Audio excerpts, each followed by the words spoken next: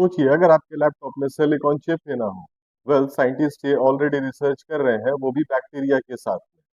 तो आज हम डिकोडेड बाय वीपीएस में बात करेंगे how bacteria can transform the future of computing. तो आज के टेक्नोलॉजी में क्या क्या प्रॉब्लम्स है उस पे हम लोग बात करते हैं। जो सिलिकॉन चिप्स हमारे लैपटॉप्स हमारे कंप्यूटर्स में यूज होता है वो अपने फिजिकल थ्रेशोल्ड लेवल तक पहुंच चुकी है। एंड जो डेटा स्टोरेज की डिमांड है वो एक्सप्लोड हो रखी है। और जो सुपर कंप्यूटर्स होते हैं उनको रन करने के लिए हमें बहुत सारा एनर्जी का जरूरत पड़ता है। तभी साइंटिस्ट कोई दूसरा तरीका खोज रहे हैं, दूसरा अनकन्वेंशनल तरीका खोज रहे हैं। और शायद बायोलॉजी ही उसका जवाब है। So what is bacteria computer? Bacteria can be programmed to act like a tiny machines. And जो भी बैक्टीरिया के अंदर में डीएनए होते हैं, that DNA can act like a hard drive and can store massive amount of data. इससे भी ज्यादा अमेजिंग चीज है, जो बैक्टीरिया के अंदर में केमिकल रिएक्शंस होते हैं, that can act like a logic gates and can also perform logical operations.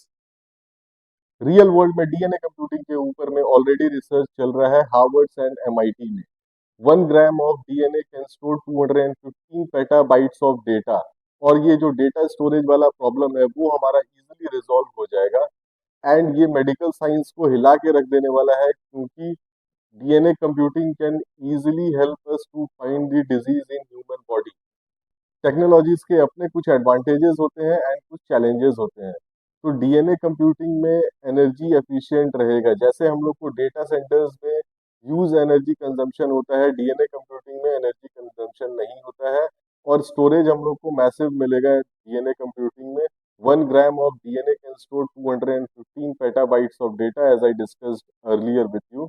उसके बाद में हम लोग को बैक्टीरियाज का प्रॉपर्टी देखने को मिलेगा, जो सेल्फ हीलिंग रहते हैं, खुद से हील कर जाते हैं, खुद से मल्टीप्लाई होते हैं।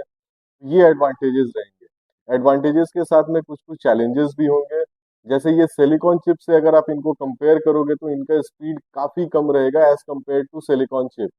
और उसके बाद में बैक्टीरियाज के जो बिहेवियर होते हैं उसको हम लोग प्रेडिक्ट नहीं करने पाएंगे। एंड जो रिसर्च चल रहा है हार्वर्ड में, एमआईटी में, मेजर इसी पॉइंट पे रिसर्च हो रहा है, that how can we control the behaviour of bacteria. अगर डीएनए कंप्यूटिंग सक्सेसफुल हो गया तो ये मेडिकल साइंस को, क्लाइमेटिक प्रेडिक्शंस को एंड आर्टिफिशियल इंटेलिजेंस में काफी हेल्प होने वाला है।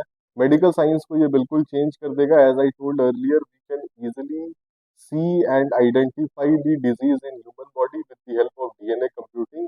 एंड हम लोग रियल टाइम क्लाइमेटिक चेंज को प्रेडिक्ट करने पाएंगे, because there will be change in the behaviour of bacteria as well with the change in the climate. और तीसरा सबसे इम्पोर्टेंट चीज है artificial intelligence.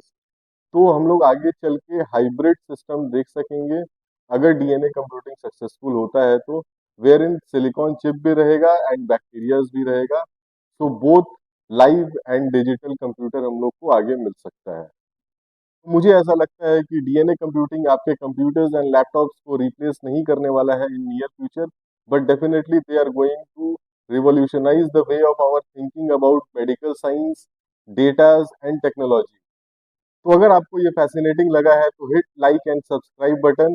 And please let me down below in comments that are you going to trust a bacteria powered computer और not. Thank you.